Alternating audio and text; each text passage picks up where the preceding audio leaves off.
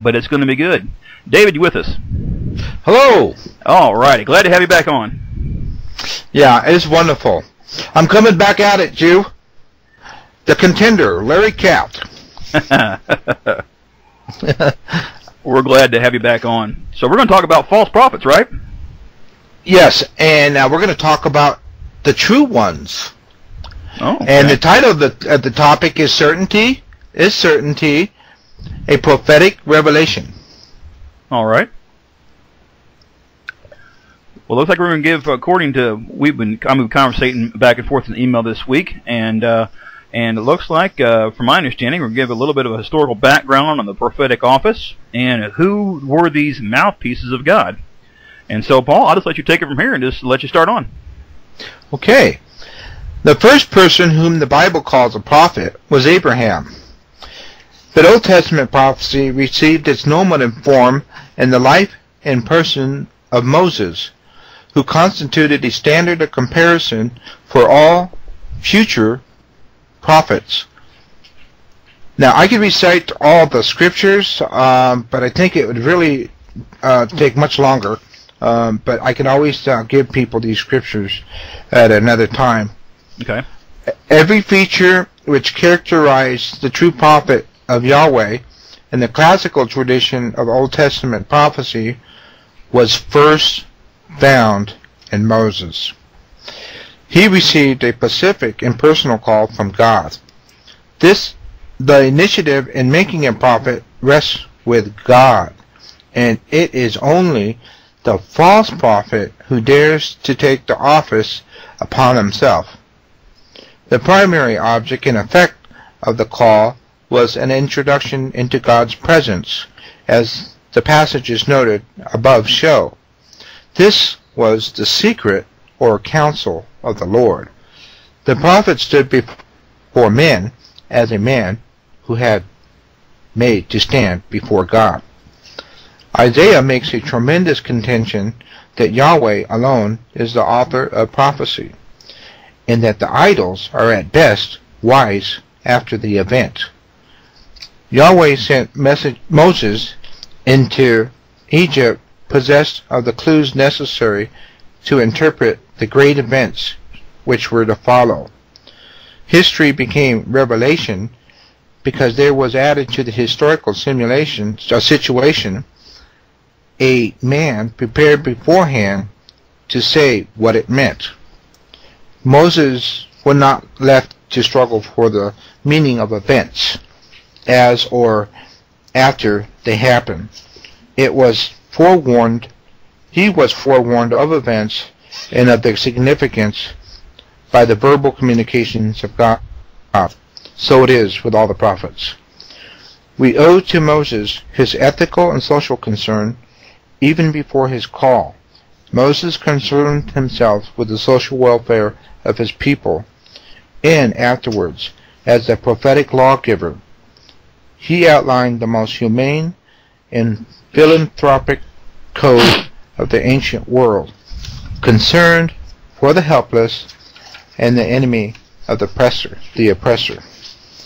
Many of the prophets were found confronting their kings and playing an active statesman's part in national affairs.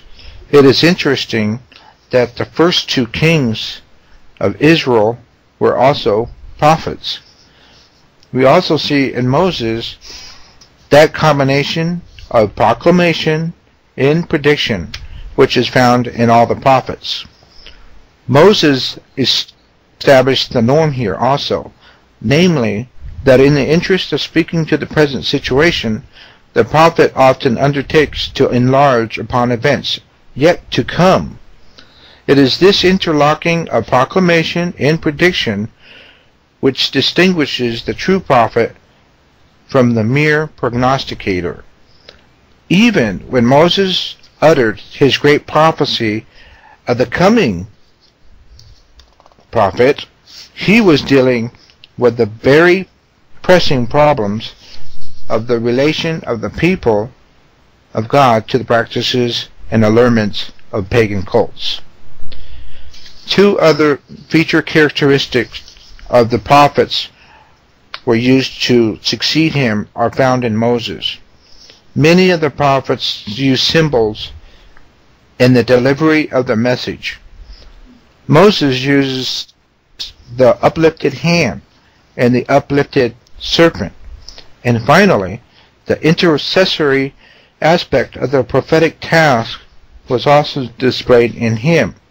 He was, for the people, to God's word, and on at least one notable occasion, literally stood in the breach as a man of prayer. Titles of the prophets. Two general descriptions appear to have been used for prophets. The first, man of God, describes how they appeared to their fellow men. That it was intended to express the difference of character between the prophet and the other men is made perfectly clear by the Shunammite. I perceive that this is a holy man of God. The other general title was his, your, or my servant. It does not appear that any ever addressed the prophet as servant of God, but God often described the prophets as my servants, and consequently the other pronouns his and your were also used. There were three Hebrew words used of the prophet. One, Nabi, Roe, and Hosea. The first of these is always translated prophet. The second, which is in form an active participle of the verb to see, is translated seer. The third, to see. The word Nabi can be traced to an Akkadian root, and the choice is between the prophet who is called, or one who calls, an example, to men in the name of God. All these was a mark of a prophetic man. Most often, a Nabi, a prophet, was employed as a king's historian, not as a clairvoyant. And Nabis are connected in meaning. Both are used for the perception of the meaning of events and of the assessment of character.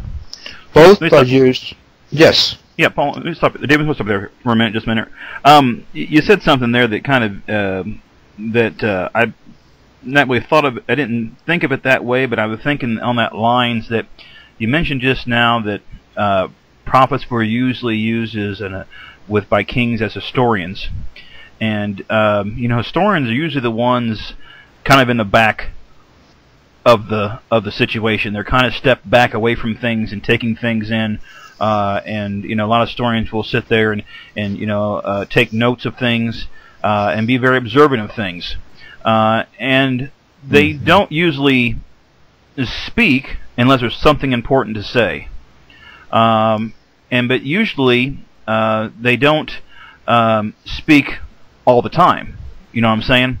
It's not something they get up there and they just, it's constantly, day after day after day, hour after hour after hour, always just talking like it's, all this information. And I don't know. I'll tell you something that this might upset some viewers, but I'm a skeptic of today's so-called prophets. Very skeptic. For the plain reason is I think most men that I encounter, and some women consider themselves prophetess, that I encounter are usually grandstanders. They seem to do it for the publicity and for attention. I believe more a lot of times they're doing it for any real thing for God. And when I think about Old Testament prophets, that you don't see them going in front of large groups of people a lot of times. You see a lot of, like you said, a lot of them are historians. A lot of them have gone to the kings in private private talkings and private audiences, as I called them, and warned them of things that God has showed them that's going to happen, or things that are going to come. And I don't know. I just when you said that, it kind of struck a chord in me a little bit, because I've been thinking about that really all week long, about how